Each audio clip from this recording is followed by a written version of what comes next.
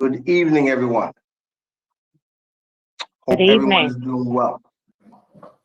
This meeting of the Essex County Board of Commissioners is hereby called to order. Due to the COVID-19 outbreak and to be in compliance with the governor's executive order, this meeting is being conducted remotely. The public is able to view this meeting via live stream on Facebook and YouTube. A link for the live stream is posted on the Commissioner website. To all participating in this meeting, please be mindful to put your microphone on mute until speaking. Additionally, please identify yourself by putting your name on the record each time before you speak. Thank you. Roll call, Madam Clerk. Commissioner Cooper. Absent. Commissioner Gill. Here. Commissioner Graham. Absent. Commissioner Johnson. Here. Commissioner Luciano. Here. Commissioner Mercado. Here. Commissioner Siebold. Here. Commissioner Vice President Pomares, absent. Commissioner President Richardson. Here. Thank you, Madam Clerk. We will omit the salute to the flag since we are conducting this meeting remotely. However, let us pause for a moment of silence for the 2,769 persons in Essex County who have lost their lives due to COVID. Let's also recognize those brave service members in Afghanistan who lost their lives and everyone else who lost their lives during that end of that week.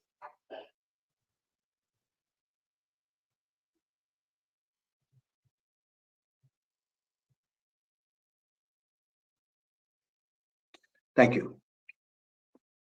I have before me certification from the clerk that this meeting is in compliance with the Open Public Meetings Act. Madam Clerk, are there any transcripts to be approved? No, Mr. President, there are none. Madam Clerk, are there any topics of discussion?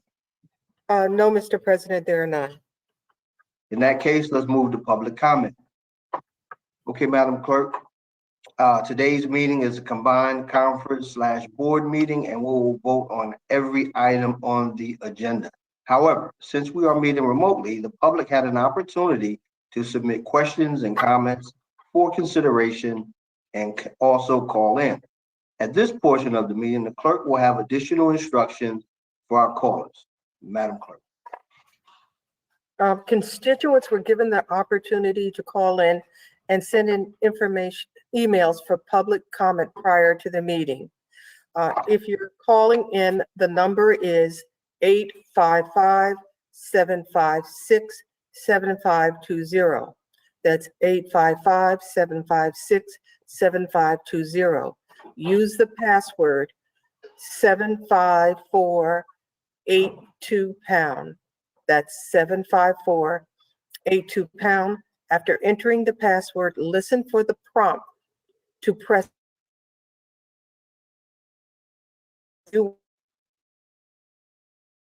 was received. At this time, our public information officer will announce the callers so that they can state their comment or question and be reminded you have 3 minutes to speak. Please do not have your laptop or any electronic device on while calling in. And at this time, we're only accepting calls pertaining to agenda items. Please note, you will have an opportunity to call back later in the meeting at the designated time for public comment session on non-agenda items. Chalo Malumba, Public Information Officer, you can begin our public comment session now. Thank you, Madam Clerk. Chalo Malumba, Public Information Officer for the Essex County Commissioners. We do not have any callers waiting to speak at this time. Thank you. Mr. President? Thank you, Madam Clerk. Do we have any ordinances or resolutions? My screen went blank. Mr. President, we have none. Okay, Madam Clerk, do we have any ordinances or resolutions for listing purposes only? Mr. President, we have none. Madam Clerk, do we have any ordinances or resolutions on second reading and public hearing tonight? Mr. President, we have one. Ordinance number O-2021-0008. Madam Clerk, we will now move to the public hearing on ordinance 0-2021-00008. Please read it into the record at a later time. I hereby declare the public hearing on ordinance O-2021-00008 open. If there are any members of the public who email comments for or against this ordinance, we will read the comments into the record and respond to you in writing if there are any callers in the queue. Chalo Malumba, our Thank you, Mr. public. President. Chalo Malumba, Public Information Officer. We do not have any callers in the queue on this item. Mr. President, and that is for ordinance naming the playground in Essex County Cedar Grove Park as the Essex County Thomas J. Tucci Senior Playground in honor of the late Thomas J. Tucci Senior. Thank you, Madam Clerk. Mr. McInerney, questions or comments? No, Mr. President, not on this. Mr. Paulavecchio. No questions, Mr. President. Thank you. Commissioners, any questions or comments?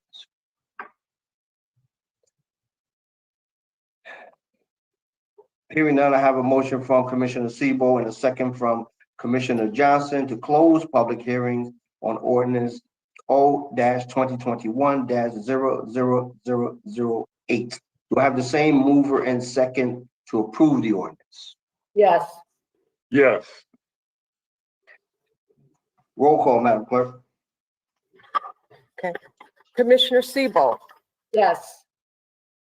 Commissioner Mercado, Yes. Commissioner Luciano, Yes. Commissioner Johnson, Yes. Commissioner Graham, absent. Commissioner Gill, Yes. Commissioner Cooper, absent. Commissioner Vice President Pomares, absent, and Commissioner President Richardson. Yes. So moved. Okay, Madam Clerk, we will now move to resolutions 1 through 12, which are budget insertions. Please read them into the record at a later time. Mr. Jackson. Good evening, Mr. President, members of the board. As the president indicated, 1 through 12 are budget insertions. Director Montford is going to do 1 through 5. Director Fishman, 6 through 10, and I will handle 11 and 12. Director Montford.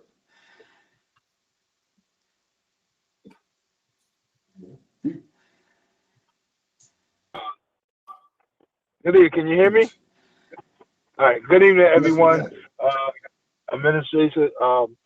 What you have before you are funds that we received from the New Jersey Department of Labor to provide services for all the populations that the Essex County One Stop provide training services for. You have the Workforce New Jersey portion of it, which is for clients who are receiving TANF, food stamps, and general assistance. You have the federal pot, which is for individuals from the Workforce Innovation Opportunity Act, which is federal funds for those individuals who want to better themselves in training, or those individuals who shortly in a week will stop receiving unemployment benefits, and those individuals who need to improve their math and educational skills in the learning link. That's what these funds are available for every population that we serve at the One Stop for the current year of 2021 fiscal year. Mr. Montford, can I just ask you to put your name on the record, please? I apologize. Director Julius Mond for Essex County Division of Training and Employment and One Stop Manager. Sorry. Thank you very much. Thank you.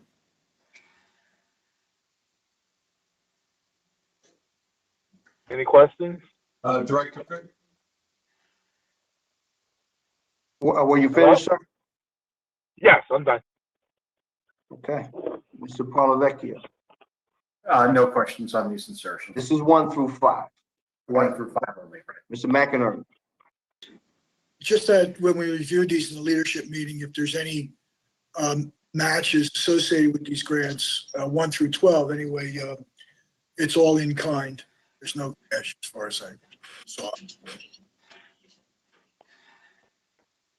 Thank you, Mr. Munford. Let's move on. Thank you, Mr. President. Director Fishman, items 6 through 10. Good evening, Commissioners. This is Eileen Fishman, Director of Community Health Services.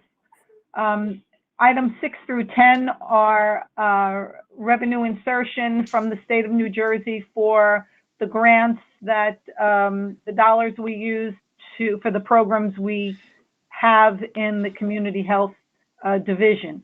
So they range. Early intervention is for children 0 to 3 years old who have developmental or cognitive disabilities, physical disabilities. The right to know is that's number 7, to make sure that all our chemicals or unsafe items are checked each year and cataloged. Number 8 is special child health. That's for case management for children from 3 to 21 years of age. Number 9 is for Alcohol and Drug Abuse Municipal Alliance. That's for the prevention side of what we do through JCATA, which is the Governor's Council on Alcoholism and Drug Abuse.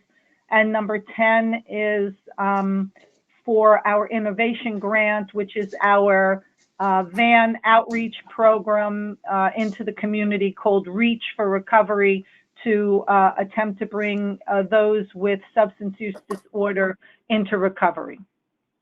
And if you have any questions, I'm happy to answer any questions. Thank you, Ms. Fishman.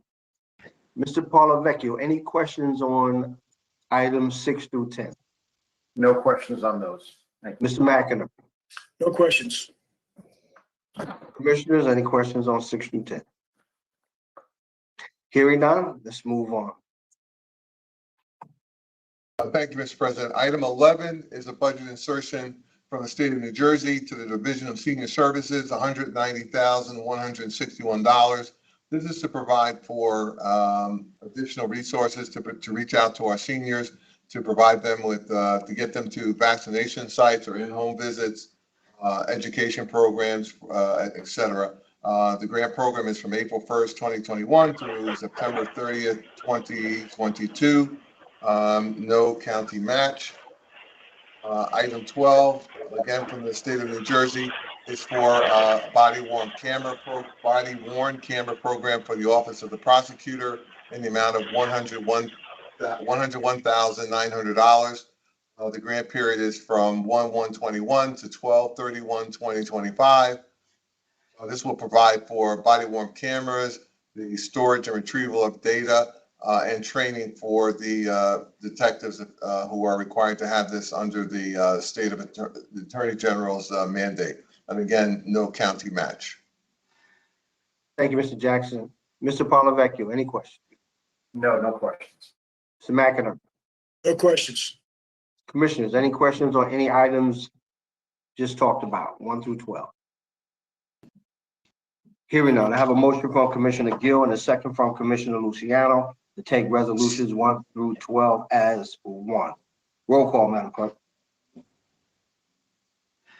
Commissioner Cooper? Yes. Absent.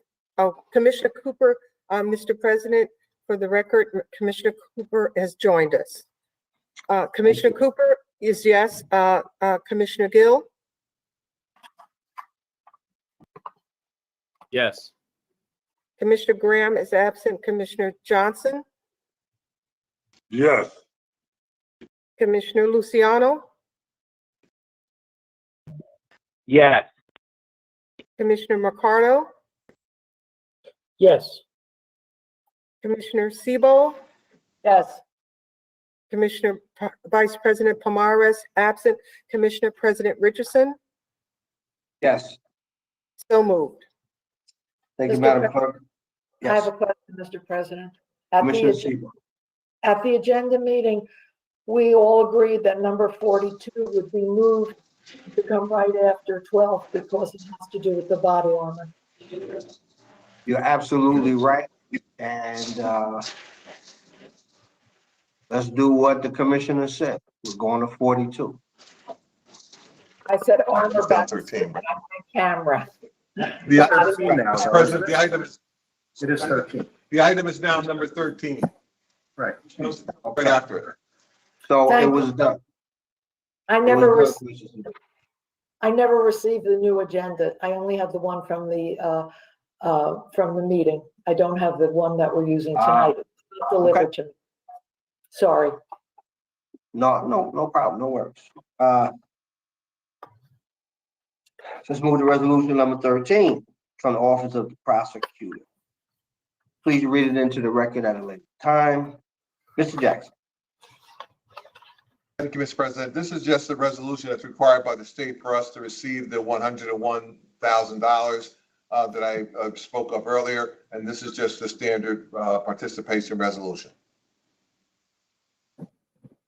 Thank you. Mr. Polavecchio, any questions or comments? No question. Mr. McInerney? No questions. Commissioners, questions or comments on resolution 13? Hearing none, I have a motion from Commissioner Johnson and a second from Commissioner Luciano. Roll call, Madam Clerk. Commissioner Siebel, Yes. Commissioner Mercado, Yes. Commissioner Luciano, Yes. Commissioner Johnson, Yes. Commissioner Graham absent, Commissioner Gill, Yes. Commissioner Cooper, Yes. Commissioner Vice President Pomares absent, Commissioner President Richardson, Yes. so moved. Thank you, Madam Clerk. Let's move to resolution 14, which is from the Office of the County Administrator. Please read it into the record at a later time. Mr. Jackson. Thank you. Mr. Walker will handle this item. Good evening, Tim Walker, Director of Risk Management for the County of Essex. The county, through the Office of Purchasing, advertised via newspaper for proposals for the county's workers' comp third-party administration program. 3 qualified respondents responded prior to the July 21st deadline. A committee consisting of risk management and of county council reviewed the 3 respondents, and we are hereby recommending PMA companies who came in with an average score of 96.6 to receive this contract. It'd be a 3-year contract with 2 one-year options. On the phone with us today is Justin Wilkinson from PMA. If there are any questions you'd like answered. Well, since you have him on the line, let's hear from him. Let him tell us a little bit about who he is, his company, and what they're going to do for us, and how they're going to save us tons of money. Absolutely. Thank you to all the commissioners. My name is Justin Wilkinson. I am an account executive at PMA Companies. We are very thankful to have been partners for the County of Essex in the management of your workers' compensation program for over 25 years now. Back when we started in 1996, the county's workers' compensation program costs were excessive, claim volume was excessive. For those who were around at the time, I believe the county actually had to post a bond to provide funding for your self-insured workers' compensation program at the time. Over the years, we've helped to drive down the number of open claims, providing information back to the county to use in safety and loss prevention efforts to stop the number of new claims from happening. And we've reduced your outstanding liabilities on the program by several $1 million and your cost by several $1 million per year.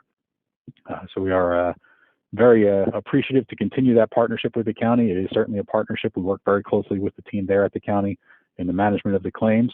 Our focus is to make sure that your employees, when they are injured, get everything that they need. They get the medical treatment that they need. They get the compensation for any time that they miss from work. And our secondary focus behind that is to make sure we're keeping an eye on the county's costs and keeping those under control. But first and foremost priority is always to your injured employees. Thank you very much for that. Mr. Polavecchio, any questions? No questions. Thanks. Mr. McInerney? Yeah, I do remember when we had to post bonds, the workers' compensation back in that time was extremely abusive in a way. We posted a $5 million bond back then in order to pay and catch up on all the workers' compensation claims. But since then, and with the help of this vendor, we've been able to reduce the amount of claims and also use in-house doctors rather than out-of-house doctors. Our doctors at the hospital center perform those tasks. And that has been a great help to keeping the cost of our workers' compensation down. Thank you, Mr. McInerney. Agreed. Commissioners, any questions or comments? Hearing none, I have a motion from Commissioner Mercado and a second from Commissioner Sebo. Roll call, Madam Clerk. Commissioner Sebo, Yes. Commissioner Mercado, Yes. Commissioner Luciano,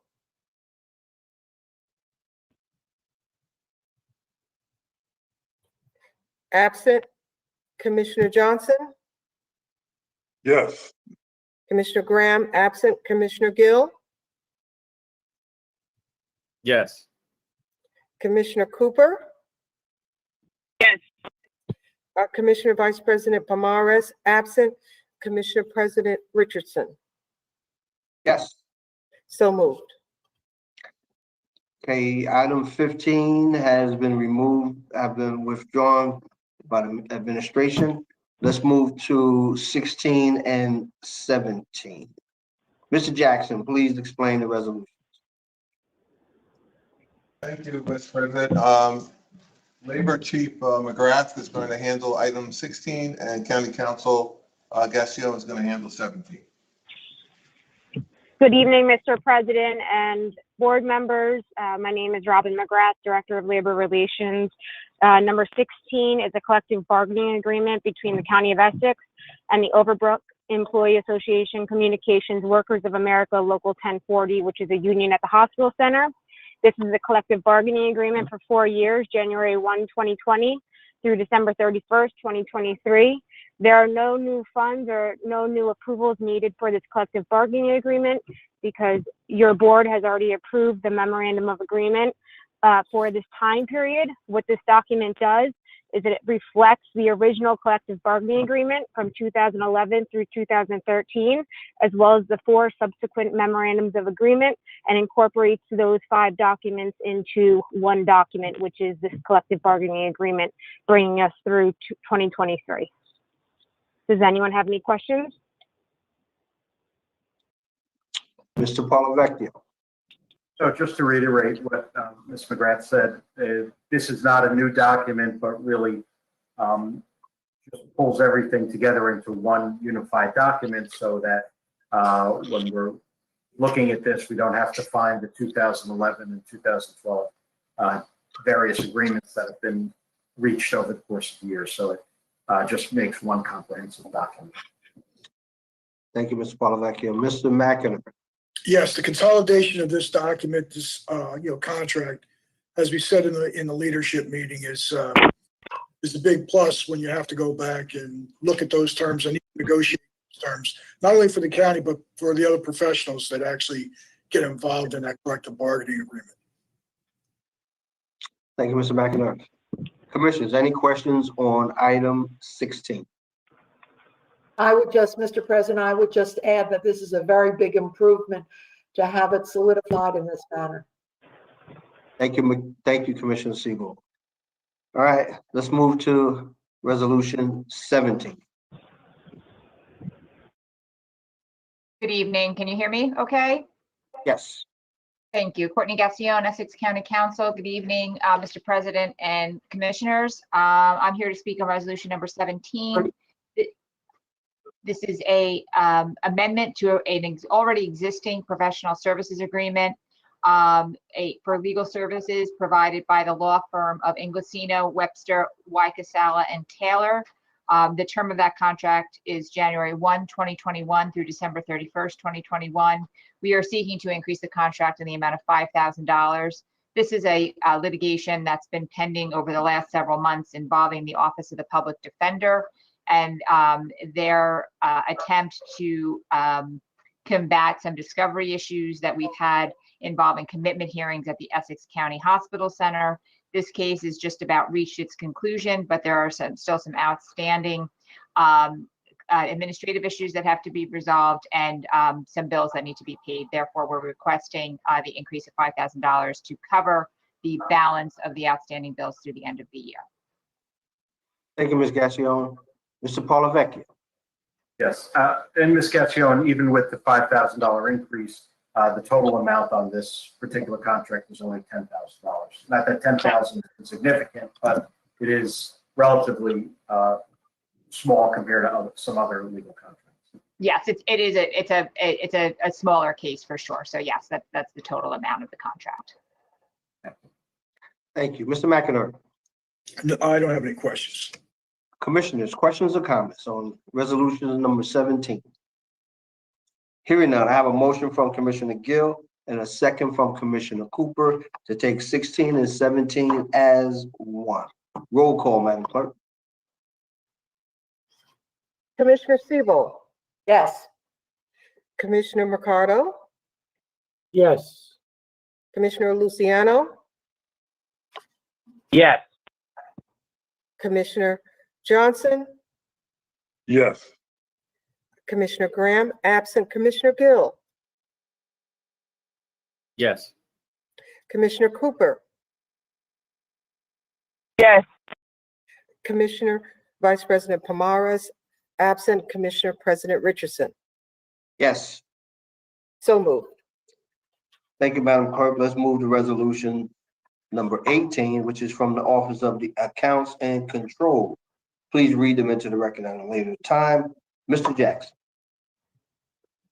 Thank you, Mr. President. CFO Ehab Salama is going to handle this one. I should note that this is his first appearance before the board since his newly appointed position. So I throw him on the mercy of the board for his first presentation.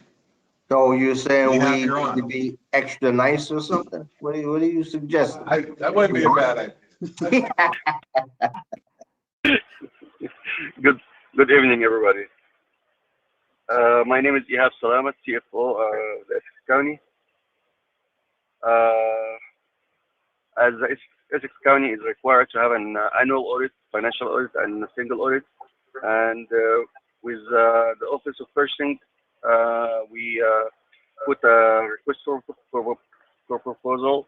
Request for qualification, and the vendor response to that was Samuel Klein Company, and Mr. Joe Facon. I think he's here to have any questions. Okay. Mr. Paulavecchia. I did hear him say that Mr. Facone is here. Oh, okay, yeah, let's get him I on. don't know if he's there. Mr. Bacone, you there? Tell us a little bit about yourself, and a little bit about the company, and what do you plan to do for the county? I'm trying to reach out to him and get to him. We're having difficulty getting hold of him, Mr. President. We'll try to get him back at some point if we can, if that works for you. Unless you want the director to continue and just explain everything. No, it's okay. Yeah, I think that's fine. That's fine. All right. We have you're on again. Sure.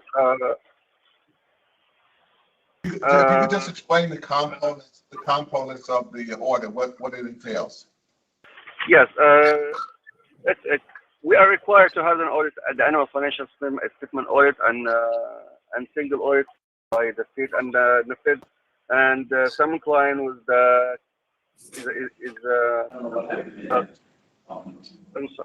I'm sorry. No, you may continue. That was some background noise. Sorry about that. Some client is in an audit firm since 1935, I guess, and they have been doing a good job to Essex County and the audit. And they performed the single audit, prosecutor office audit for the future funds, sheriff for future funds, his assets, and the single audit.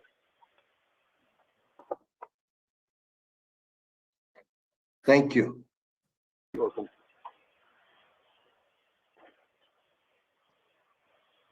Okay. Mr. Polavecchio? I don't have any questions. I'll defer to Mr. McInerney, who might. Mr. McInerney? No, nothing other than the fact that the Samuel Klein has been our auditor for as far as ever since I was here. I think the fee's been relatively stable, if not exactly the same as it's been at least the last 15 or 20 years. I don't recall that fee ever going up. The single audit fee has gone up just a bit. I spoke to Joe about it today, and but that is a very complicated audit. Those are the single audit is the audit of all our grants that are meet certain criteria to make sure that the grants are expended in accordance with the grant documents.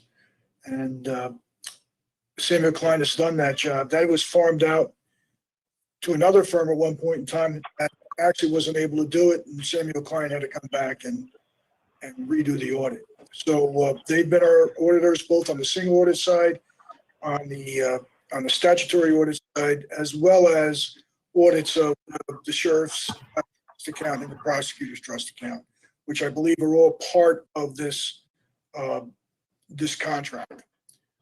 Again, the majority of it, I think, well, about 370,000 of it is strictly the this statutory audit. That's pretty much about it. I can say this too, that as of last year, really this is based more credit to the county. There were very few, if any, real substantive comments or recommendations made, which would one lead to believe that things are running fairly smoothly, if not very smoothly, on the administration of our finances. Thank you. Thank you, Mr. McInerney. Appreciate it. Mr. President. Commissioner? Yes, Commissioner Siebel. I add something. First of all, I'd like to reiterate what Frank McInerney said. As long as I've been on the freeholder board, Sam Klein and Company has been doing the work, and they do a really fantastic job working for the county under the leadership of Joe Facone and all the people who work with him. So I really, really appreciate the wonderful work they do for Essex County. Thank you. Thank you, Commissioner Siebel. Commissioners, any other questions or comments? Hearing none, I have a motion from Commissioner Johnson and a second from Commissioner Luciano. Roll call, Madam Clerk. Commissioner Cooper, Yes. Commissioner Gill, Yes. Commissioner Graham, absent. Commissioner Johnson, Yes. Commissioner Luciano, Yes. Commissioner Mercado, Yes. Commissioner Siebel, Yes. Commissioner Vice President Morris, absent. Commissioner President Richardson, Yes. so moved. Thank you, Madam Clerk. Let's move to resolutions 19 through 21, which are from the Board of Elections. We will read them into the record at a later time. Mr. Jackson. Thank you, sir. Item 19 is a contract to provide rental trucks to move voting machines in an amount not to exceed $61,000. This is through 11/15/21. 4 vans at approximately $1,010 per week, which includes mileage and fuel. Again, this is to transport machines coming from operating funds. Item 20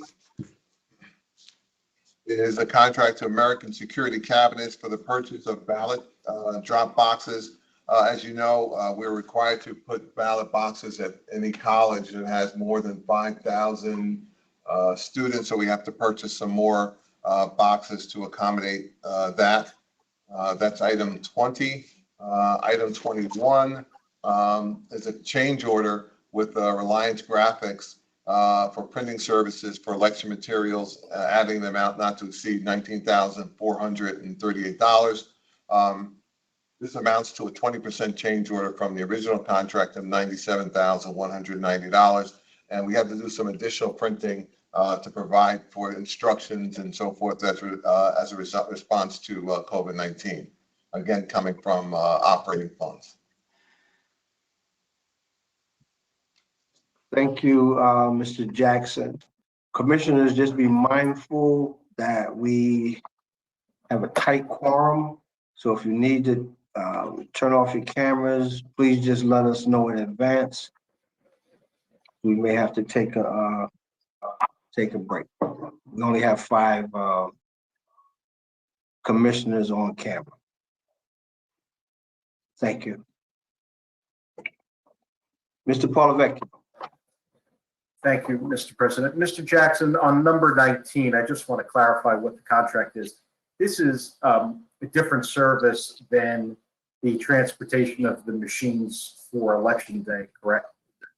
From storage to the various places. That's a much larger contract. Through you, Mr. President, that's correct.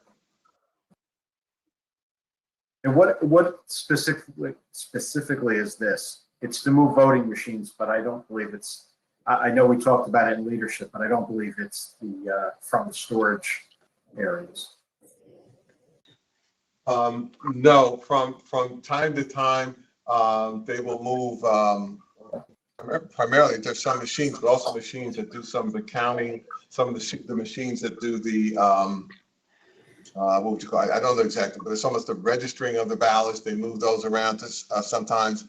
And also too, for some of the early voting sites, they will be moved, there are maybe 3 or 4 machines per site there. And if they move, if they have to replace one or whatever, they would bring one to the site, maybe use that for this process. They also use it to pick up ballots from the ballots that we just approved that around the county. They also use these vans to pick up from those spots as well. Thank you.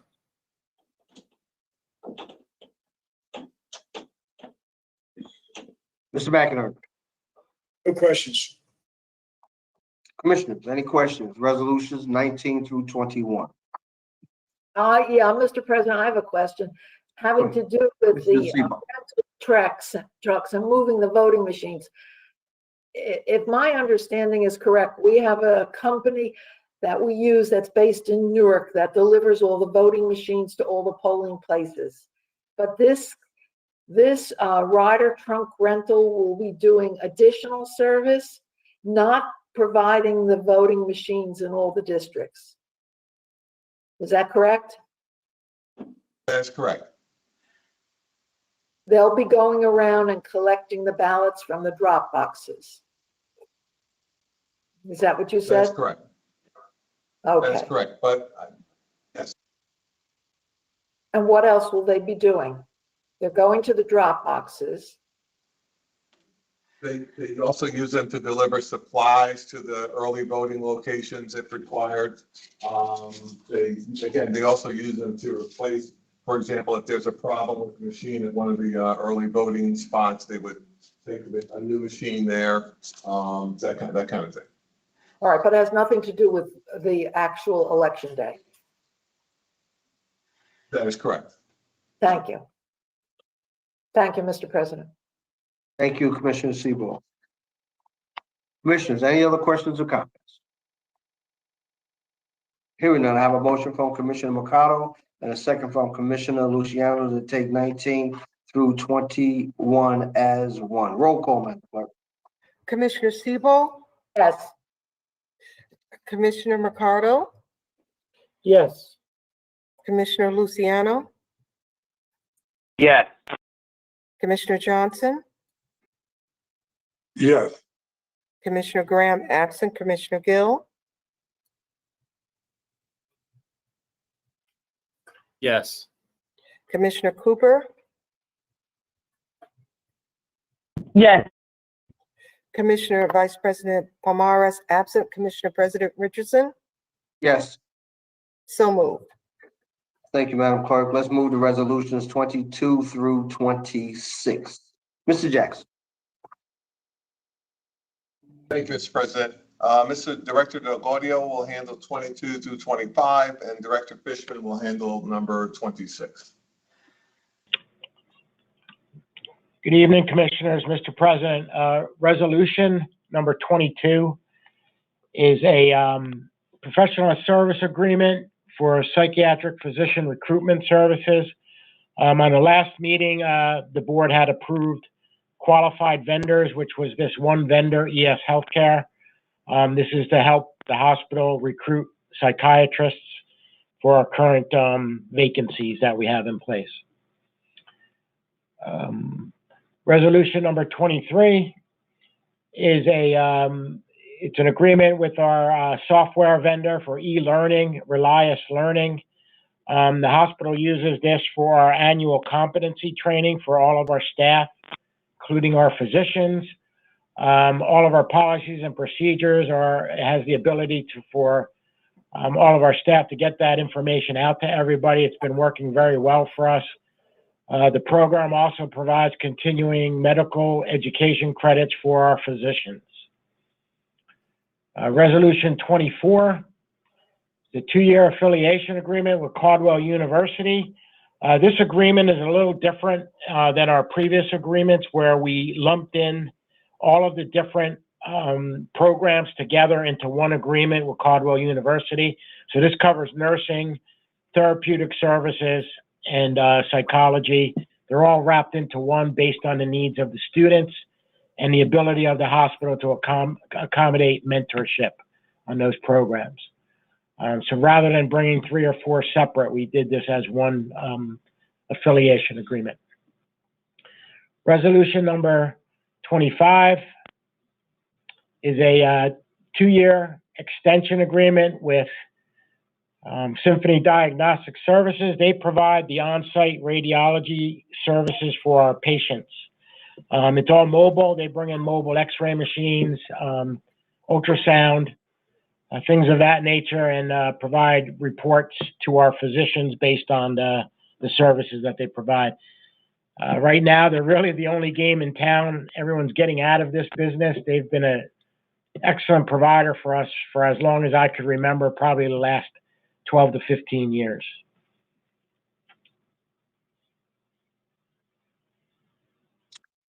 Thank you, Mr. DelGaudio. Mr. Polavecchio.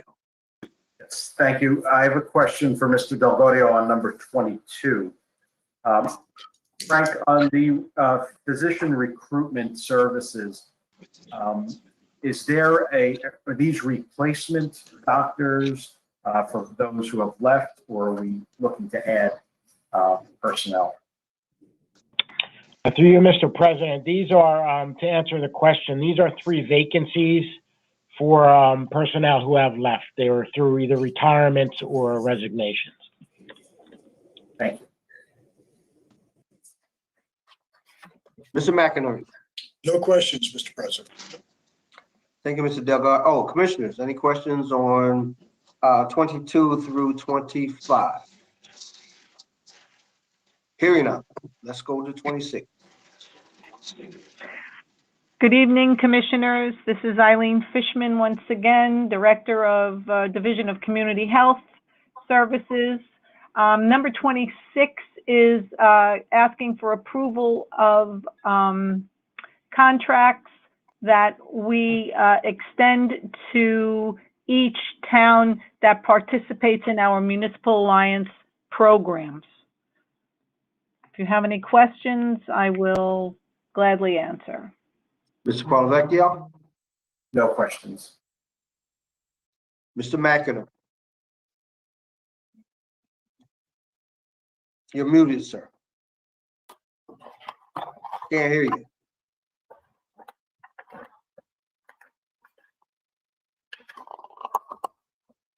Unfortunately, Frank, I don't read lips.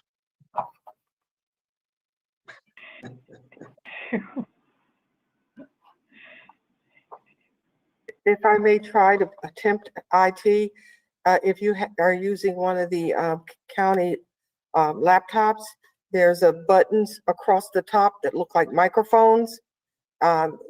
Make sure that the one that's supposed to be muted is not lit. You mean That's on the if you have- keyboard, Madam Clerk? Yes, on the keyboard. If he has one of our laptops, look across the top keys and make sure that the mute button does not have a light on it. And that's about the best I can do remotely in my limited IT skill set.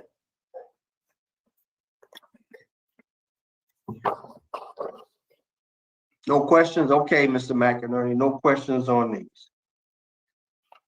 Commissioners, any questions or comments? 22 through 26.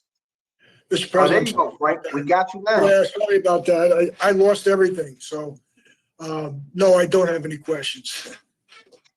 Okay. I have a motion from Commissioner Cooper and a second from Commissioner Gill to take resolutions 22 through 26 as one. Roll call, Madam Clerk. Commissioner Cooper, Yes. Commissioner Gill, Yes. Commissioner Graham is absent. Commissioner Johnson, Yes. Commissioner Luciano, Yes. Commissioner Mercado, Yes. Commissioner Siebel, Yes. Commissioner Vice President Pomar is absent. Commissioner President Richardson. Yes. So moved. Thank you, Madam Clerk. Let's move to resolutions 27, 34, and 67, which is an added starter, all from the Department of Public Works, and we will read them into the record at a later time. Mr. Jackson. Mr. President, Andres Gomez Ortiz from the department will handle these items. Good evening, Commissioners. Number 27 is a resolution consenting the Township of Verona, Resolution R 2021-20, no parking along certain portions of Bloomfield Avenue. Number 28 is a resolution consenting the Township of Bloomfield, Resolution R-21-183, the installation of a rectangular rapid flashing beacon and all associated striping and signage at an existing mid-block crossing on Broad Street, approximately 550 feet north of the northerly curve line of Sunset Avenue, located in the vicinity of 889 to 909 Broad Street in the Township of Bloomfield in Essex County. Number 29 is a resolution consenting the Township of Glenridge, Resolution 106-21, the installation of a rectangular rapid flashing beacon, pedestrian signal at Bay Avenue and Sherman Avenue, Borough of Glenridge and County of Essex. Number 30 is the contract to award Fagia Trinity Electric, the sole responsive and responsible bidder, to provide for rehabilitation of intersections. This is a one-year agreement, an amount not to exceed $205,000. Number 31 is a contract to award Schauger Property Services, the lowest responsive and responsible bidder, to provide landscape services for various Essex County locations. This will go from October 1, 2001 through September 30, 2023. It will be for an amount not to exceed $226,080.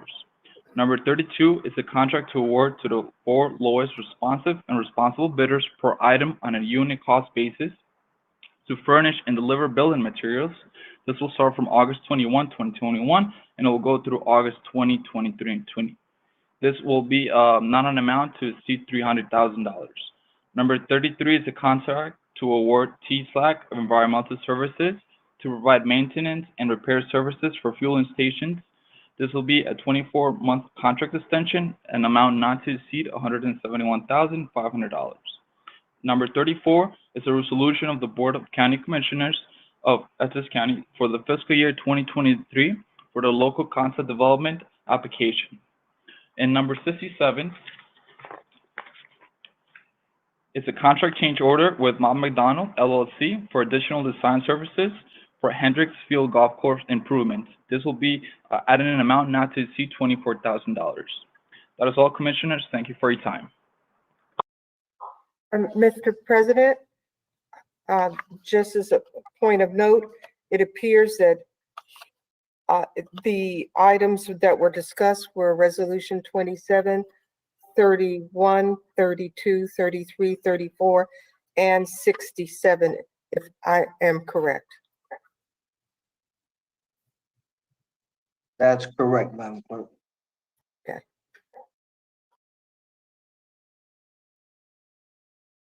Mr. Polavecchio.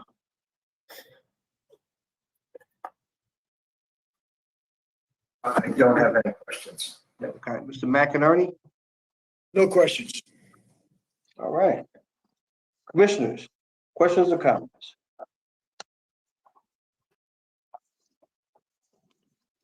Okay. Hearing none. I have a motion from Commissioner Luciano and a second from Commissioner Johnson to take resolutions 27 through 34 and 67 as one. Roll call, Madam Clerk.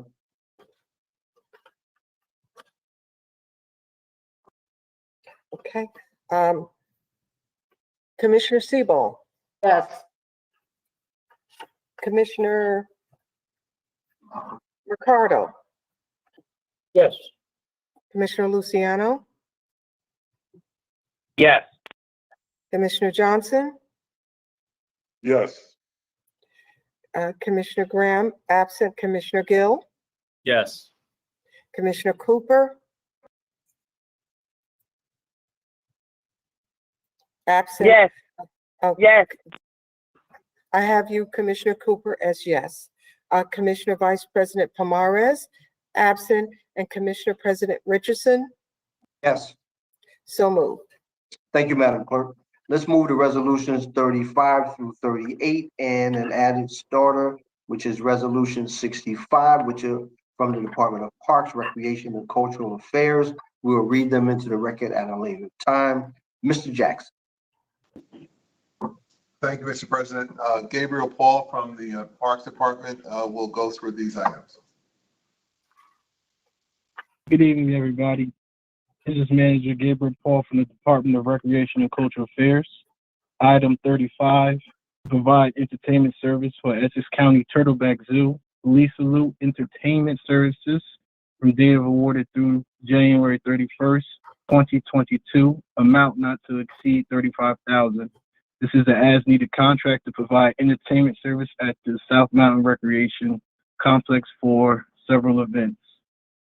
Item number 36, contract awarded to Direct Waste Service, the sole responsible and responsible bidder to provide collection and disposal of garbage and rubbish at the location. This is a 24-month amount not to exceed $1,334,400. Item number 37 is a contract awarded to Century Industries, the sole responsible and responsible bidder to the furnishing and deliver 2 new showmobiles, mobile stages, amount not to exceed $326,754,000. Funds to purchase the 2 snowmobiles were approved by the Essex County Recreation and Open Space Trust Fund Board and were inserted at the May 26, 2021 Commissioners meeting. Item number 38, contract with USC Direct to provide the point-of-sale system for the Turtleback Zoo and the Environmental Center. This is a 3-year agreement, not to exceed $358,400. This is the point-of-sale system for both the Turtleback Zoo and the Environmental Center.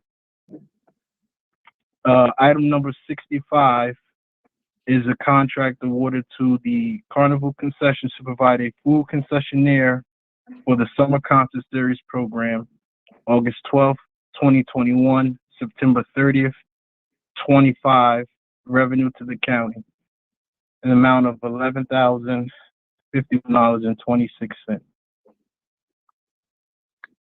Thank you. Mr. Polavecchio. Thank you, Mr. President. Just a question on the added starter number 65. Will that concession provider be at all sites for the summer concert series? I would assume it has the option to be at all sites. I'm not 100% sure. I can look up the information and get back to you. Thank you. That was my question, is going to be my question as well. Where will they be located, and will they be covering all concert series? Thank you. We look forward to getting that information. Mr. Polavecchio, anything else? No, I don't have any additional questions. Thank you. Mr. McInerney. Yeah, can you just go over 38 again?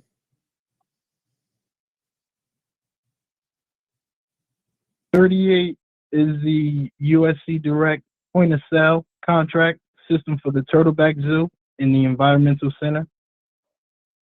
Right, is this a renewal or did we, I know we put one in when we first opened up there after the renovations. So is this a different vendor or is this the same vendor? I know we expended a good amount of money when we first did it. Yes, so this is a new vendor, USC Direct. The old vendor, we are no longer going to be in contract with them. So USC Direct won the new bid for our new point of sale system for the Turtleback Zoo and the Environmental Center. So what about all the computers and all of the hardware that was purchased under the previous contract? Is that still, are we still able to use that with this new vendor, or do we have to make additional expenditures for that as well?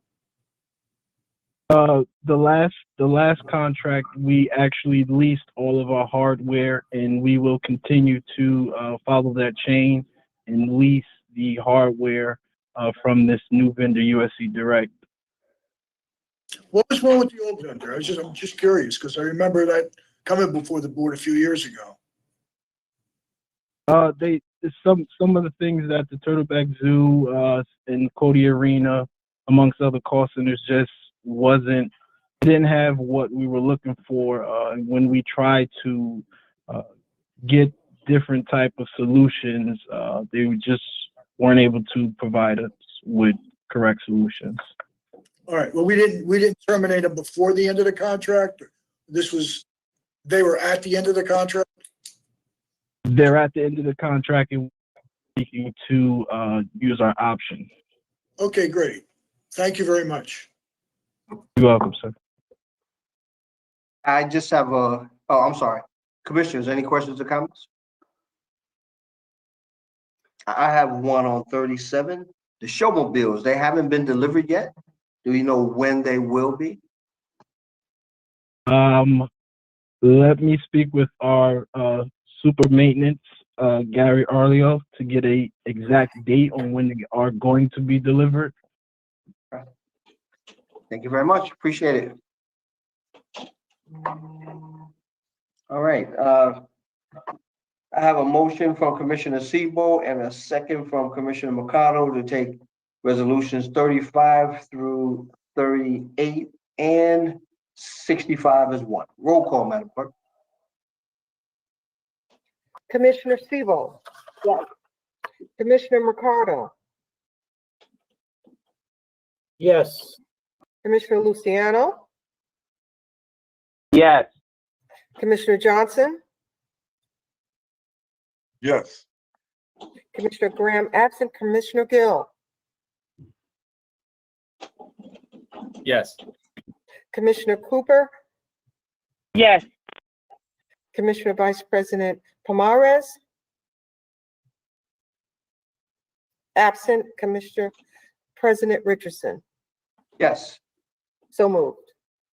Thank you, Madam Clerk. Let's move to resolutions 39 through 41, which are from the Department of Economic Development and Training and Employment, and we'll read them into the record at a later time. Mr. Jackson. Mr. President, Mr. Soares will handle item 39, and Mrs. Lombardi will handle 40 and 41. Mr. Soares. Good evening, Mr. President, Commissioners. John Soares, Finance Coordinator for Division of Housing and Community Development.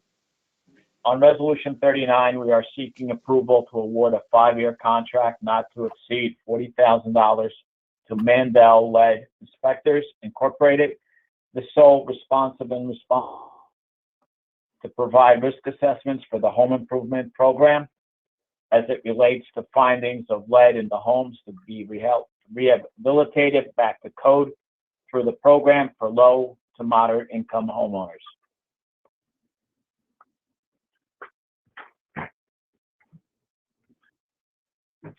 Okay, Craig Lombardi, Program Coordinator for the Division of Housing and Community Development. And agenda item number 40, we are seeking approval to amend our program year 2019 plan in order to reallocate ESG CV2 funds in the amounts of $900,000 for emergency shelter operations and $100,000 for street outreach activities. These funds would be dispersed to area agencies that assist homeless and at risk of homelessness persons, and the agencies that are incurring higher than historical costs in order to prepare for, prevent, and respond to the COVID pandemic while delivering that assistance. A $1.97 million balance of previously approved ESG CV2 funds would be targeted for rental assistance programs and an allowable administrative expenditure of approximately $300,000. Thank you. Okay, should I move on to agenda item number 41? Yes. Okay, agenda item number 41, we are seeking approval to make 2 loans through our home program to support 2 affordable housing projects, namely $300,000 to West Market Owners LLC at the intersection of Littleton Avenue and West Market Street in Newark, and $400,000 for the Rain Foundation at 25 Roseville Avenue in Newark.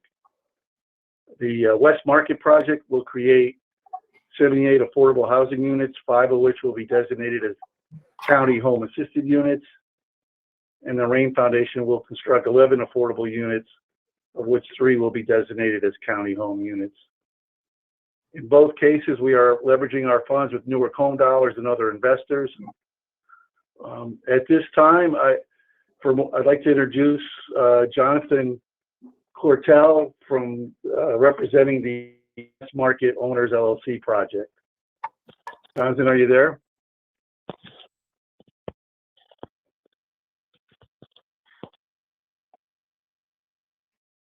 Can you hear me, Craig?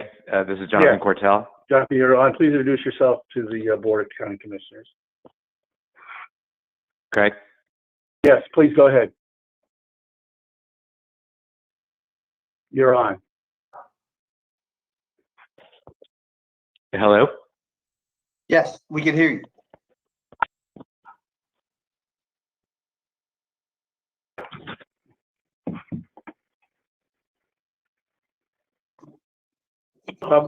I'm going to try to reach out by email to Mr.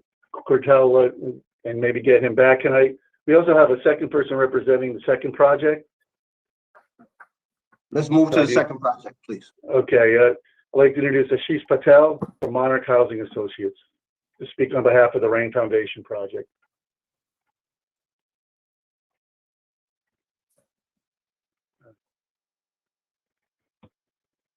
Are they there? Mr. Patel?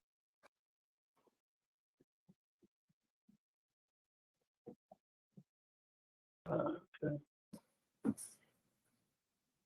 You can always come back at the end of the meeting. Okay, I will reach out to both parties and have them call back in. You got it. All right, thank you. So we're gonna come back to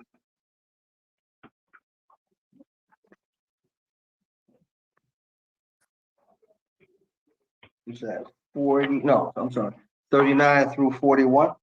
We'll come back to those.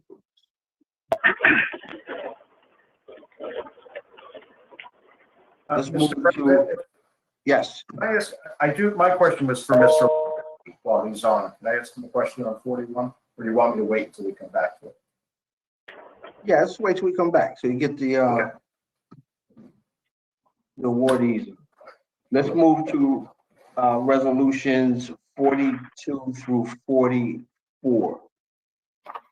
Mr. Jackson, we'll read them into the record at a later time. These are from the Department of Corrections. Mr. Jackson, please please explain the resolutions. Thank you, sir. Director Ortiz will handle 42 through 44. Good evening, Commissioners. Al Ortiz, Director, Essex County Correctional Facility. Item 42 is a contract award to Atlantic Uniform to purchase body armor vests, carriers, bump helmets, and ID tags under state contract in an amount not to exceed $244,000. Long story short, this is to replace expiring equipment that is currently on hand that have met their life expectancy, and this is to uniform and provide protective equipment for CERT teams and response teams at the jail when necessary. Item 43 is Through you, Mr. President. Could he restate the not to exceed amount? I heard something different than what I see on the agenda. Yeah, I'm having trouble reading this thing, but it's $204,036.25. That's right. Okay. That's what I see, yeah, okay. Okay. Al Ortiz, Director, Essex County Correctional Facility. Item 43 is Hudson Community Enterprises to provide janitorial services at the Police Academy. This was for the year January 1st, 2021 through June 30th, 2021. And there were negotiations which delayed this presentation to this academy, to this body. And the item 44 is the identical as item 43, but it's for calendar for the year July 1st, 2021 through June 30th, 2022. Again, to provide janitorial services at the academy as necessary. I'm happy to answer any questions. Mr. Paulovecchio. No questions for me. Mr. McInerney. I don't have any questions, Mr. President. Commissioners, questions and comments? Hearing none, I have a motion from Commissioner Mercado and a second from Commissioner Gill to take resolutions 42 through 44 as one. Roll call, Madam Clerk. Commissioner Cooper. Yes. Commissioner Gill. Yes. Commissioner Graham, absent. Commissioner Johnson. Yes. Commissioner Luciano. Yes. Commissioner Mercado. Yes. Commissioner Siebel. Yes. Commissioner Vice President Pomares, absent. Commissioner President Richardson. Yes. So moved. Thank you very much. Thank you, Madam Clerk. Thank you, Director Ortiz. Let's move to resolution number 45 from the Office of the Sheriff. We'll read it into the record at a later time. Mr. Jackson. Mr. President, this is a contract with Atlantic Tactical to provide Winchester ammunition for the Sheriff's Office. 20 cases of 223 Remington rounds and 24 boxes of, not sure, of other rounds per box. This is the vendors compliant with the 2015 Commissioner's Ordinance, and this is from operating funds. Thank you, Mr. Jackson. Mr. Paulovecchio. I don't have any questions. Mr. McInerney, No questions. commissioners, questions or comments? Hearing none, I have a Chris. motion. I'm sorry. Your question? Oh, I have a motion from Commissioner Gill and a second from Commissioner Cooper. Roll call, Madam Clerk. Commissioner Siebel, Yes. Commissioner Mercado, Yes. Commissioner Luciano, Yes. Commissioner Johnson, Yes. Commissioner Graham, absent Commissioner Gill, Yes. Commissioner Cooper, Yes. Commissioner Vice President Pomares, absent Commissioner President Richardson. Yes, So moved. thank you, Madam Clerk. Let's move to Resolution 46, accepting the 2020 county audit, and we will read it into the record at a later time. Mr. McInerney. Mr. President, this is the 2020 statutory audit that CFO Ehab Salama was making reference to when we awarded the contract again for 2020 to Samuel Klein. The county audit encompasses the operating fund, or what's called the current fund, and provides the results of operation for the year of the county, and also the financial position of the county. And as we know, the financial position of the county has been very strong given our AAA rating. Our surplus, our cash surplus, is extremely high. In addition, it also has the grant funds and all the grant activity, as well as all the trust funds that the county maintains and dedicated funds. In addition to that, the county audit also goes through a lot of detail on our debt service, where we stand with it, what our limitations are, what our annual appropriations are for debt service, and a lot of other vital information with regard to potential litigations at time, and as well as the comments and recommendations, which have been very limited over the last couple of years. So again, this is comes before the board every year and required. It's due on September 30th this year. There's been an extension. Normally it's due on June 30th, but given the issues with COVID, the state has extended that due date to September 30th. And once we approve it, I'm sure it'll be down with the state. And that's pretty much it. Thank you, Mr. McInerney. Mr. Parlavecchio, any questions, comments? No, not there. Commissioners, questions or comments? Hearing none, I have a motion from Commissioner Siebel and a second from Commissioner Johnson. Madam Clerk, roll call. Commissioner Cooper, Yes. Commissioner Gill, Yes. Commissioner Graham, absent Commissioner Johnson,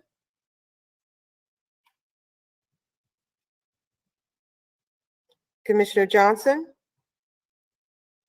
You're on mute. No, I'm off mute. Yes. Yes. Commissioner Luciano, Yes. Commissioner Mercado, Yes. Commissioner Siebel, Yes. Commissioner Vice President Pomares, absent Commissioner President Richardson. Yes. So moved. Okay, thank you, Madam Clerk. So let's move through to resolutions 47 through 64, which are all accommodations and in memoriam resolutions, and we will read them into the record at a later time. Commissioners, any questions or comments on 47 through 64? There was, if you don't mind, I'd like to be added to 48. Commissioner Gill.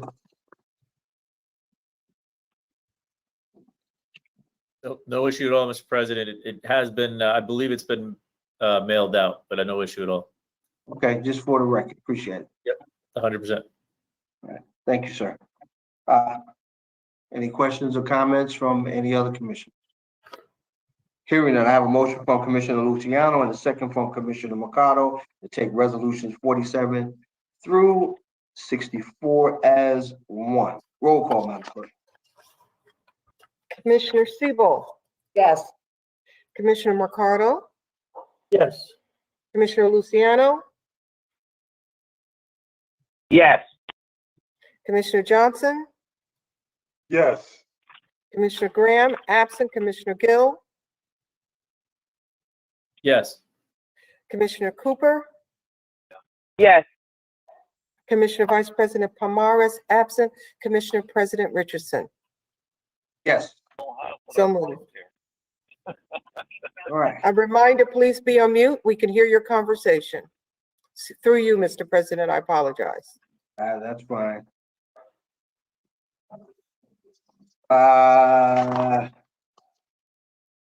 Do we have any additional added starters, Madam Clerk? In case I missed it, I don't have checked off on my agenda a resolution added starter 66 and resolution 68. That's what I have to. I think that's correct. Okay. All right. So these are from the office of the county clerk. Well, one is from the office of the county clerk and the second is from the office of public information. Mr. Jackson. Thank you, sir. County Clerk Durkin will handle 66, and Anthony Puglisi, Director of Public Relations, will handle number 68. Mr. Durkin. Yes, good evening. Chris Durkin, Essex County Clerk. Through you, Mr. President, the County Clerk's office has advertised an election printing and materials proposal for 2 years to the public. We received one proposal. That proposal was from Reliance Graphics, not to exceed the amount of $1,825,250. The contract is for the printing and mailing of sample ballots, vote-by-mail ballots, envelopes, any inserts, postage, ballots for early voting, election day ballots, provisional and emergency ballots, and signs for all polling sites. Reliance Graphics is an Essex County-based company with more than 30 years of election printing experience, the principals being Bob and Wendy Federley. I would like to add that because of the pandemic, each election in the year 2020 was conducted mostly by mail-in ballots, which significantly increased the cost of elections. But understand that the County of Essex did not bear any of the costs of printing and materials and postage for any of the 2020 elections and the 2021 school board, May nonpartisan, and primary elections either. The cost of these elections was paid for out of a multitude of grants, federal grants, state grants, Facebook grants. And I would like to commend the hard work of the administration for assisting the election offices in securing these grants. I am joined at this meeting by Reliance Graphics President Bob Federley. If there are any questions, I and Bob are here. Thank you, commissioners.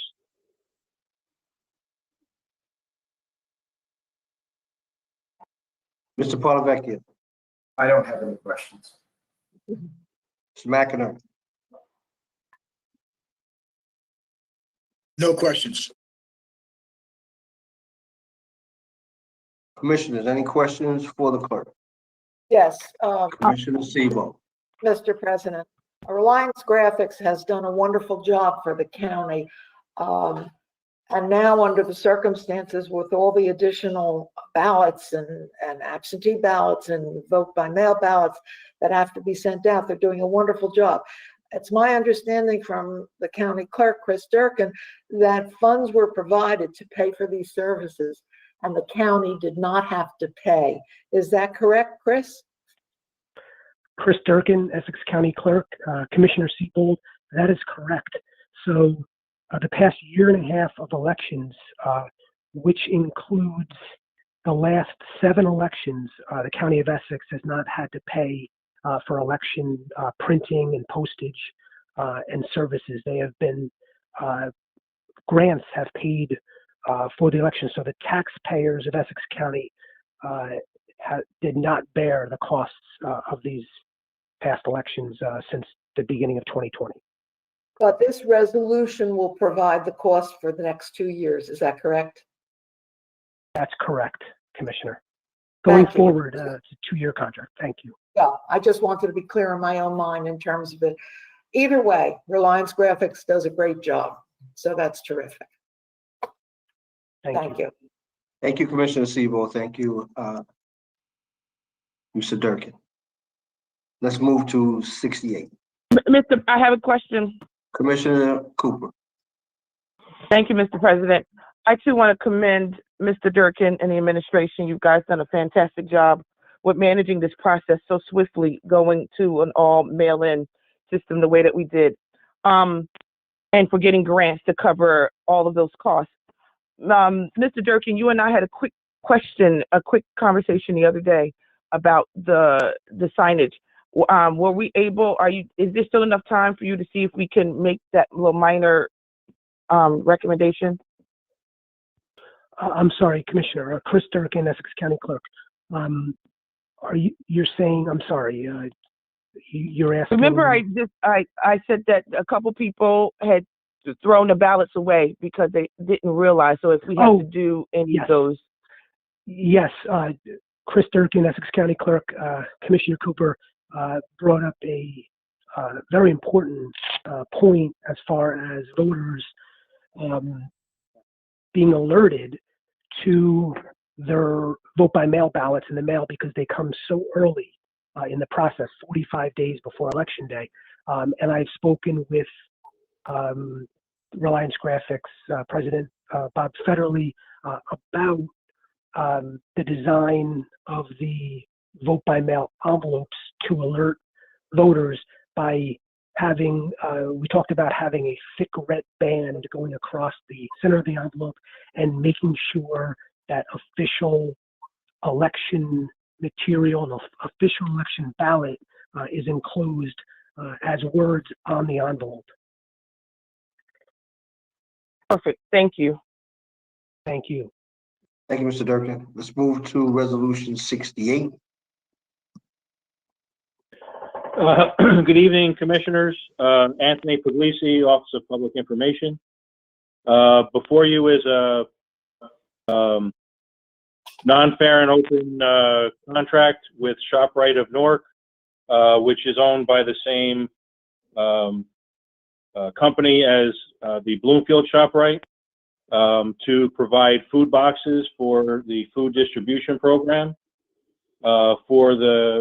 from April 2020 through July 2021. We did have a very successful food distribution program. This allows us to continue that in a modified basis. This contract will get us, this $300,000 contract will get us approximately 4,400 boxes, which will enable us to distribute them to schools and organizations that have specific events. Each box contains about 40 meals as we project. And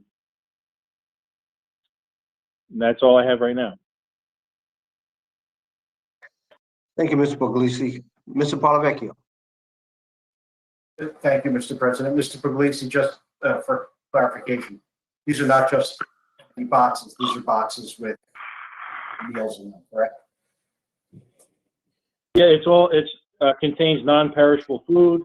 So there's canned vegetables, canned fruit, rice, some fruit like raisins, that wouldn't go bad overnight, soup, things like that, peanut butter and jelly, spaghetti sauce. And when we worked out the servings per box, it came out to about 40 meals per week. That's great. Thank you. Mr. McInerney. I don't have any questions, Mr. President. Okay. Commissioners, questions or comments? Hearing none. I have a motion from Commissioner Sebo and a second from Commissioner Cooper to take 66 and 68 as one. Roll call, Madam Clerk. Commissioner Cooper, Yes. Commissioner Gill, Yes. Commissioner Graham, absent Commissioner Johnson, Yes. Commissioner Luciano, Yes. Commissioner Mercado, Yes. Commissioner Sebel, Yes. Commissioner Vice President Pomares, absent Commissioner President Richardson. Yes. So moved. Thank you, Madam Clerk. Before we move back to items 39 through 41, I just want to remind everyone, we will conduct a public comment session for the non-agenda items at the end of the meeting.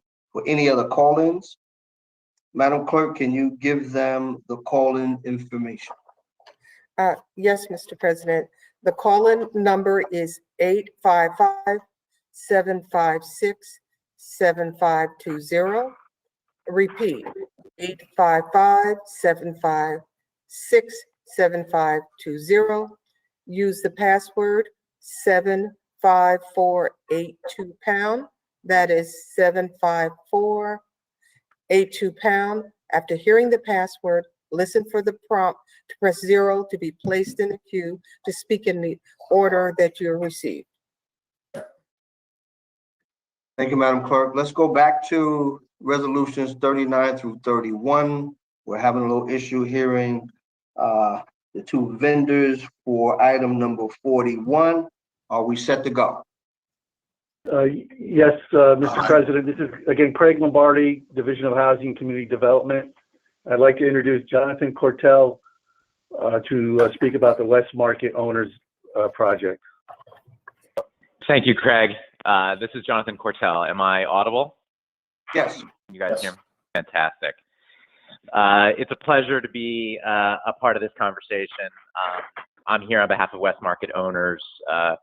The county has been an extraordinary partner to me and L&M Development Partners as we've done work in Newark and Essex County generally. I'm thrilled today in part because I think we're doing exactly what we should be doing in the aftermath of COVID. The project presented to you today is 78 units of affordable housing that would sit atop an 8,000 square foot community-facing healthcare facility to be tenanted by the University Hospital. This is an initiative that was hatched by a New Jersey HMFA. It's a celebration of University Hospital as an anchor institution in Newark. And it is a clear and undeniable indication that, you know, post-COVID, we want to be building communities that are vitally supported by, you know, preventative care services, that we work towards not only providing the shelter folks need, but also the access to, you know, vital services that can be provided for by, you know, the amazing institution that we already have in Newark and the University Hospital. So, you know, I can't think of a better project to continue our partnership with the county, and I thank the county and the legislators for their consideration of the $300,000 ask today. Thank you, Mr. Cortell. Mr. Paulovecchio. Pleasure. I don't have any questions. Mr. McInerney. I have no questions. Commissioners, any questions on this awardee? Hearing none, let's go to the next. Mr. President, Craig Lombardi, Division of Housing and Community Development. I'd like to now introduce Ashish Patel from Marnik Housing Associates to speak about the Rain Foundation project. Good evening, everybody. Ashish Patel from Monarch Housing Associates. We're serving as the housing consultant for the Rain Foundation. The Rain Foundation is a service provider that provides temporary housing and services to aging out and youth LGBTQ individuals. And the project on Roseville Avenue in Newark will be to create 11 units of permanent supportive housing for homeless individuals who may have a disability and who may also identify as LGBTQ. We have the financing commitments from the city of Newark, as well as the McKinney COC financing, as well as the Federal Home Bank of New York. And this will give us everything that we need to make the project whole so we can move forward with it. Monarch is a consulting office, and we've been around for 30 years. We've worked on thousands of projects throughout New Jersey, and have done a tremendous amount of work in Essex County also, and have worked with Craig and the county on a number of projects in the 26 or 27 years that I've been at Monarch. So with the Rain Foundation, with their expertise on services and operations, we've been working with them for a number of years to bring this project to fruition. Happy to answer questions. Thank you, Mr. Patel. Mr. Polavecchio. Thank you. No questions. Mr. McInerney. No questions. Commissioners.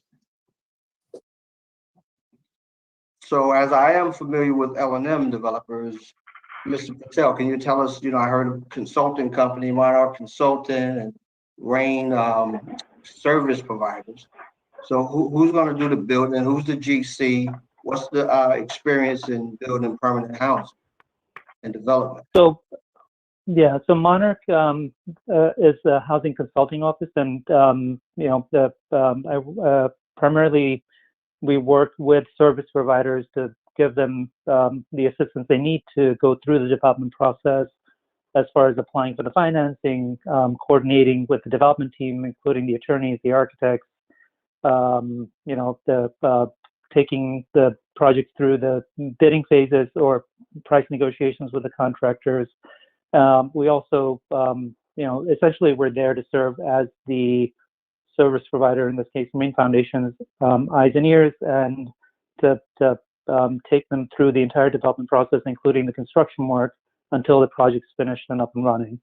The contractor for this specific project hasn't been selected yet. There will be it won't be a public bid process, but between the regulations that the city of Newark has, as well as the county, with HUD financing and the continuum of care, we pull all that information together. We'll have 3 to 5 different contractors who will bid on this and provide pricing, and then we'll negotiate with them, with whoever the lowest qualified contractor will be for the project. And this will be an open process with the county and the city and everybody else that's involved as far as the financing sources.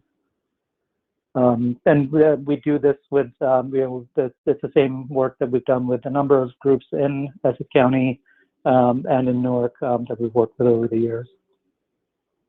So it's not publicly advertised or publicly bid. So you already have a crew of contractors that you routinely work with, and the bids will be given to them. Is that what I'm hearing? Typically we would work with the architect's office, the developer, who in this case is the Rain Foundation, and we'll also include people on that list. We don't just restrict it to anybody that we know.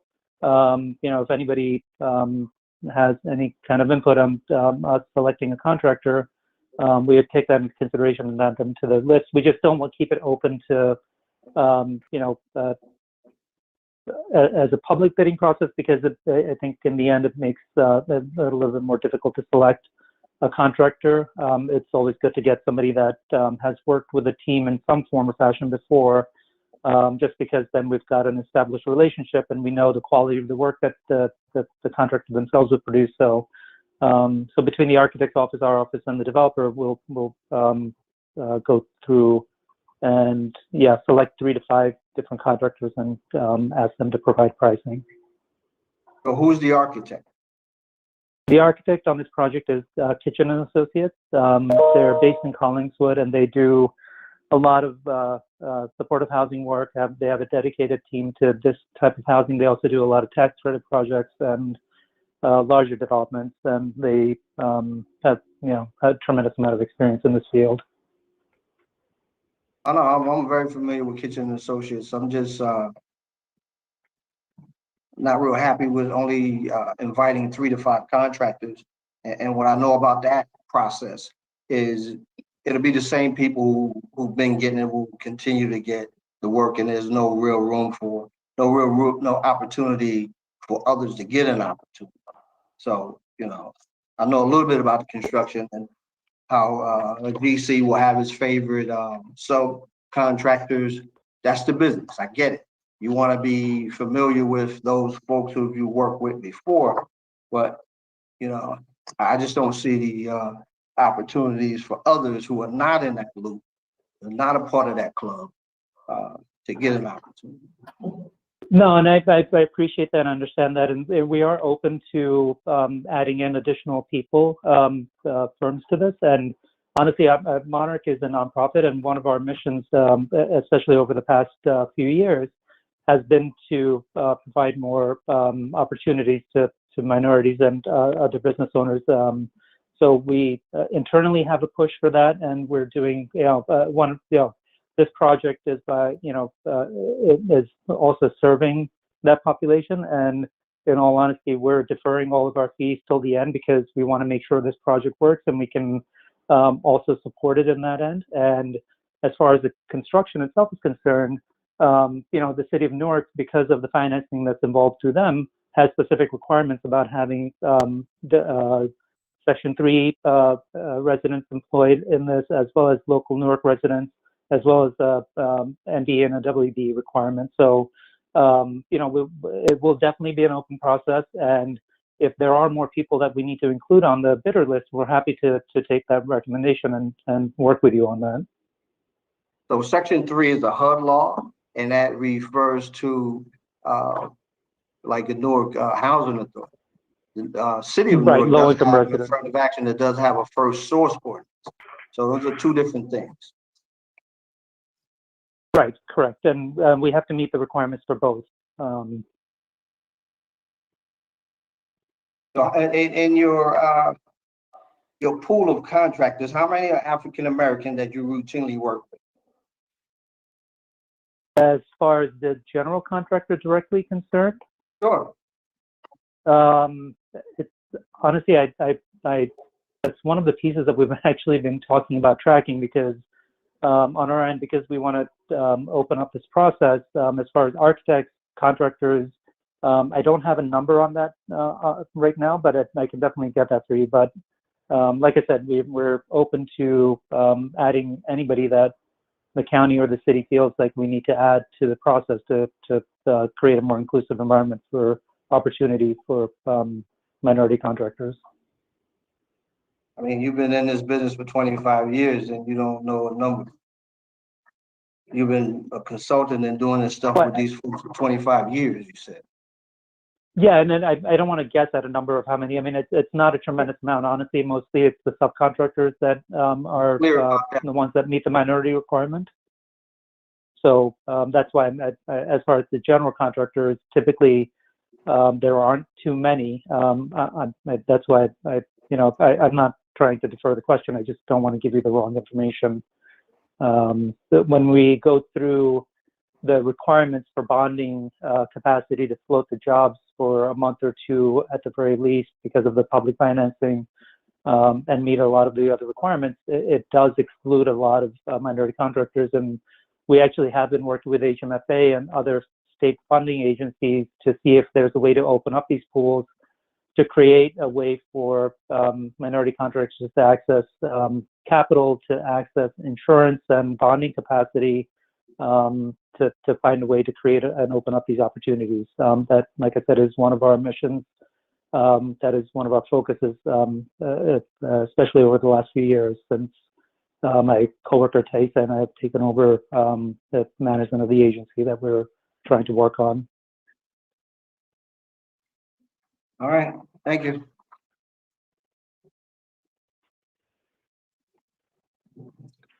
Commission, Ms. Parlavecchio, sorry. No questions. Mr. McInerney. No questions. Commissioner.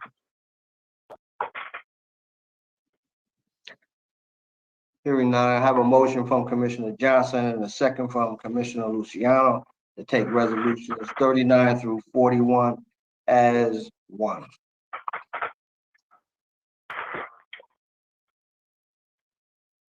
Roll call, Madam Clerk. Commissioner Cooper, Yes. Commissioner Gill, Yes. Commissioner Graham, absent Commissioner Johnson, Yes. Commissioner Luciano, Yes. Commissioner Mercado, Yes. Commissioner Sebo, Yes. Commissioner Vice President Pomares, absent Commissioner President Richardson.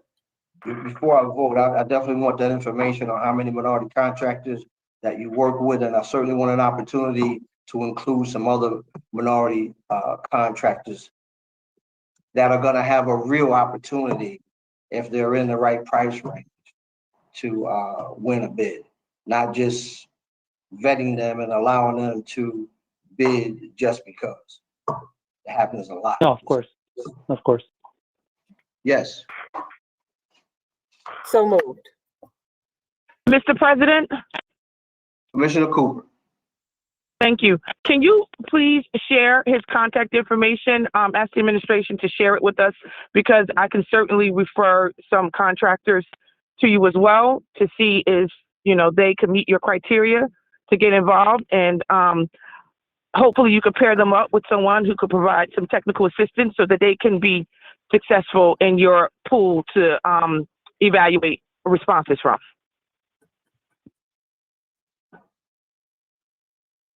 Mr. Patel, you still there? Not a problem, Mr. President. I'm here. Okay. Yeah, that's not a problem.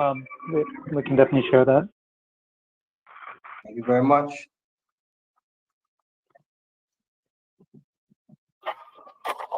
That's been moved, right? Yes, it has, Mr. President. Thank you, Madam Thank you. Clerk. Let's move to the board, to reports of the board committees. Commissioners, do we have any reports of board committees? Any legislative report? Written communications? Unfinished business? Any new business? Okay, Madam Clerk, let's move to public comment session. Miss- On if you're- non-agenda items, yes, I'm sorry, go ahead. I can finish reading. Yes, All right, on non-agenda items, however, since we are meeting remotely, the public had an opportunity to submit questions and comments for consideration. They also had an opportunity to call in. Madam Clerk.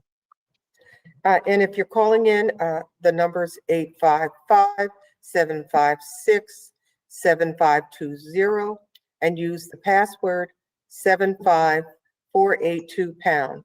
After entering the password, listen for the prompt to press 0 to be placed in queue.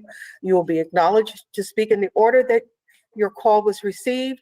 Emails received for public comment will be read after the calls are completed. Remember, this is for non-agenda items. So at this time, our public information officer, Charlo, will begin the session. Just remember, please do not have your laptop or any electronic device on while calling in, and you will have 3 minutes. Mr. Charlo Malumba. Thank you, Madam Clerk. Chalo Malumba, Public Information Officer for the Essex County Commissioners. We do not have any callers waiting to speak at this time. Okay, thank you. Mr. President, we do have one email, and this is from Robert F. Crook of Montclair. Dear President Richardson and fellow commissioners, thank you for your response to our concerns regarding Glenville Park. We greatly appreciate the endorsement of contacts with outside tree vendors to clear the pathways in Glenville Park so PSE&G can turn the lights back on in the Glen area of the park. We look forward to participating with Essex County in both short and long-term plans for Glenville Park. A transparent public forum to voice concerns in the community would be a great first step in the process to making improvements to Glenville Park so that all residents may voice their opinions. As a conservancy, we advocate for green open spaces in urban areas as there are so few of them, especially in Glenville Park. Keeping and increasing green spaces reduces the carbon footprint that affects our environment and global warming. Infrastructure changes and improvements that take away healthy trees that are over 100 years old are example of changes we would not want to see and that the Glenville Park Conservancy would advocate against. The Township of Montclair has issued a resolution in favor of building a senior center in Glenville Park. Montclair seniors have been asking for a senior center for more than 15 years, and we support such a facility in Glenville Park. The existing Wally Choice Community Center has outgrown its capacity, and youth athletic leagues have resorted to use the storage container on the outside of the center to store their equipment. As one that was on the Harbor Freeway the night of Rodney King riots in South Central, I invoke Rodney King and asking, why can't we all just get along? In order to reduce the carbon footprint in Glenville Park and preserve healthy 100-year-old oak trees, we support the expansion of the Wally Choice Center to accommodate the youth and athletic groups, the MNDC programs, and the Montclair seniors in one larger and modern space in Glenville Park that everyone in the community would enjoy. Other Essex County parks, such as Wassesing Park, has built community centers and could be used as an example of a community center for all in the community to use and enjoy. Sincerely, Robert F. Crook. Mr. President, that completes the emails that we received for public comment. Thank you, Madam Clerk. Commissioners, any comments before we adjourn? Hearing none, I need a motion to adjourn. So moved. Motion. Moved by Commissioner Sebo, second by Commissioner Mercado. All in favor? Aye. Aye. So moved. I took your job, Madam Clerk. Stay safe, everyone. The variant is real. People are still dying. If you haven't been vaccinated, please do get vaccinated. Keep your mask on and remember, have a great evening. We'll see you next time. Take care. Good night, everybody.